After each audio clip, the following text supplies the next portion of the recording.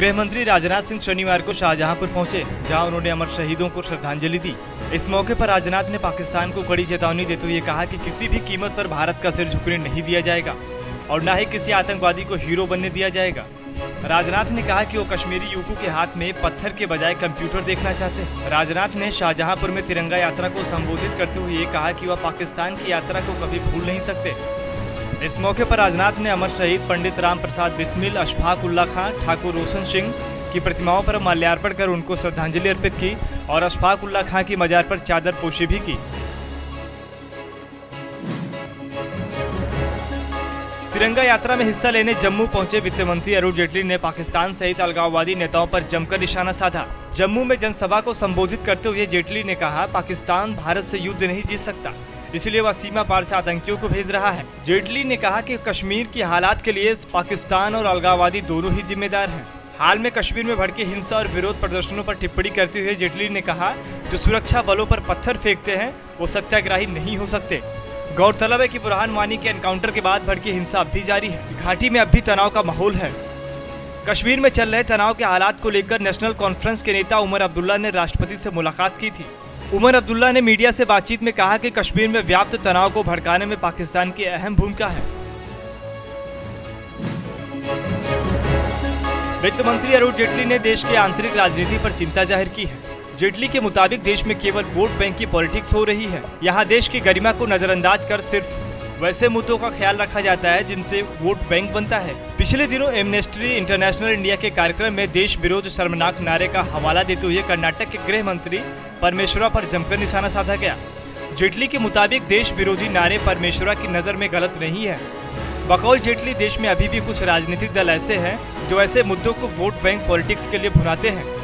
बकौल जेटली, जब जेडीयू में राष्ट्र विरोधी नारे लगाए गए तब बीजेपी एकमात्र राजनीतिक दल थी जिसने सदन के अंदर और बाहर दोनों ही जगह उसका विरोध किया।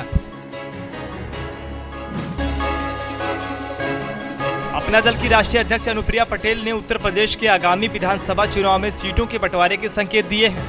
केंद्रीय राज्य मंत्री अनुप्रिया पटेल ने मीडिया से बातचीत में बताया कि आगामी विधानसभा चुनाव भाजपा के साथ गठबंधन में लड़ेंगे।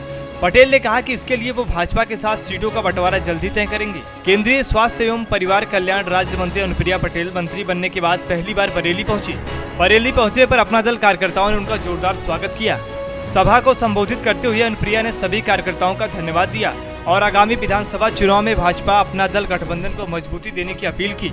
वहीं अनुप्रिया पटेल ने दूषित पानी से पनप रहे रोगों की रोकथाम पर राज्य सरकार से सहयोग न मिलने पर आपत्ति जताई है। अनुप्रिया ने मीडिया को बताया कि वाटर बाउंड डिसीज की रोकथाम के लिए उत्तर प्रदेश को केंद्र सरकार ने 50 करोड़ रुपए दिए हैं, लेकिन सरकार उसका उपयोग नहीं कर रही है।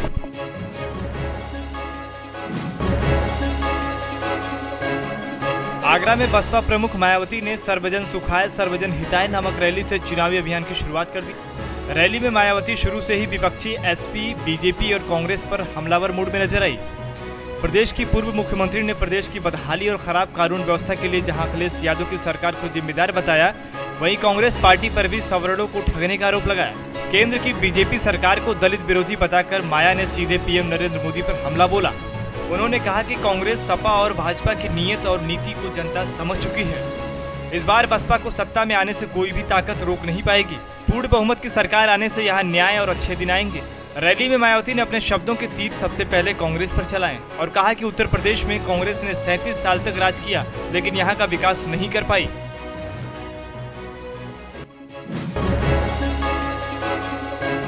बिहार में बाढ़ का कहर लगातार जारी है। राजधानी पटना समेत आसपास के जिलों पर भी बाढ़ का खतरा मंडराने लगा है।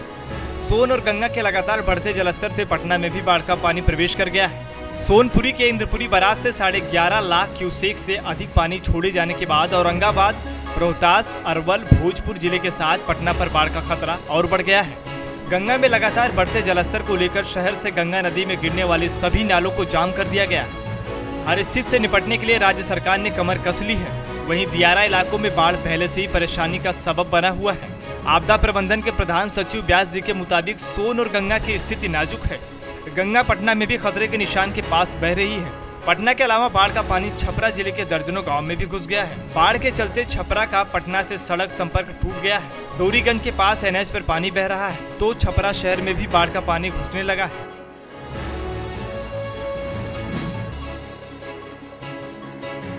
पूर्व अफगान राष्ट्रपति हामिद करजई ने भारत के पक्ष में एक बड़ा बयान दिया है। बलूचिस्तान मुद्दे पर भारत का बचाव करते हुए करजई ने कहा कि भारत अफगानिस्तान में किसी छद्म युद्ध के जुगत में नहीं लगा है।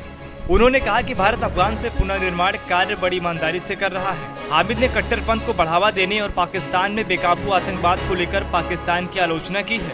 करजई ने स्वतंत्रता दिवस भाषण में बलूचिस्तान का मुद्दा उठाने को लेकर प्रधानमंत्री नरेंद्र मोदी की जमकर तारीफ की और कहा कि अफगानिस्तान पाकिस्तान के दक्षिणी प्रांत के लोगों की समस्याओं को बखूबी समझता है। एक समारोह में उन्होंने आतंकवाद को सामने खड़ी एकमात्र सबसे बड़ी चुनौती के रूप में पहचान की और आतंकवाद को पराजित करने के एकजुट संघर्ष का आह्वान किया। वर्ष 2001 से 2014 तक अफगानिस्तान के राष्ट्रपति रहे करजई ने कहा कि चीन और अफगानिस्तान अच्छे पड़ोसी रहे हैं।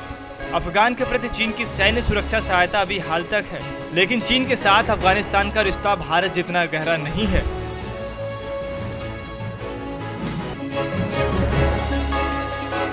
कश्मीर मुद्दे पर पाकिस्तान को organisation of Islamic corporation (OIC) का साथ मिल गया है। पाक विदेश मंत्रालय के हवाले से OIC के सेक्रेटरी जनरल के मुताबिक कश्मीर भारत का अंदरूनी मामला नहीं है, बल्कि मानवाधिकारों के घोर उल्लंघन का अंतर्राष्ट्रीय मसला है। OIC इस्लामिक देशों का सबसे बड़ा संगठन है और इसके 56 सदस्य हैं। OIC के महासचिव अयाद अमीन मदनी फिलहाल पाकिस्तान के दौरे पर हैं। इस्लामाबाद में प्रेस कॉन्फ्रेंस के दौरान अमीन ने कश्मीर के मामले में कहा कि कश्मीरियों को खुद फैसला लेने का अधिकार है। UN के प्रस्तावों के मुताबिक इसके हल निकालने जाने चाहिए। बकौल मदनी कश्मीर समस्या का समाधान राजनीतिक स्तर पर होना चाहिए और इंटरनेशनल कम्युनिटी को कश्मीर में क्रूरता के खिलाफ आवाज उठानी चाहिए।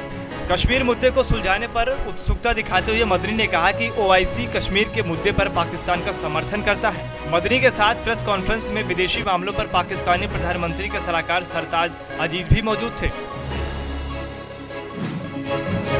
देश की बेटियों की वजह से रियो ओलंपिक में भारत का झंडा बुलंद हो रहा है। पूरा देश नाच कर रहा है। सरकार उन बेटियों की मिसाल दे रही है, लेकिन दूसरी ओर अपने ही देश में सरकारी उदासीनता उनकी जान ले रही है। मामला पटियाला के खालसा कॉलेज से जुड़ा है, जहां सरकारी उदासीनता से जूझ रही राष्ट्रीय स्तर की महिला हैंडबॉल खिलाड़ी पूजा ने आत्महत्या कर ली। पूजा को पिछले साल कॉलेज में निःशुल्क दाखिला दिया गया था, जिसमें हॉस्टल सुविधा और भोजन शामिल था, लेकिन इस वर्ष पूजा को हॉस्टल में रहने की अनुमति देने से इनकार कर दिया गया। कॉलेज तक जाने का रोज का खर्चा 120 रुपया था। पूजा के पिता सब्जी बेचने का काम करते हैं। वित्तीय हालत अच्छी न होने के कारण पूजा कॉलेज छोड़ने का विचार कर रही थी। इसी बाबत पूजा के परिजनों ने पुलिस को 4 पेज के सुसाइड नोट भेजा है, जिसमें पूजा ने अपनी मौत के लिए अपने कोच को जिम्मेदार ठहराया है। प्रधानमंत्री नरेंद्र मोदी के नाम पर लिखे पत्र में पूजा ने अफसोस जताया है कि वह गरीब है और छात्रावास के शुल्क का भुगतान नहीं कर सकती, इसलिए वह मौत को गले लगा रही है। पटियाला के खालसा कॉलेज की छात्रा ने पत्र में प्रधानमंत्री से अपील की है कि वे सुनिश्चित करें कि उसके जैसी गरीब लड़कियों को पढ़ाई की सुविधा निःशुल्क मिले।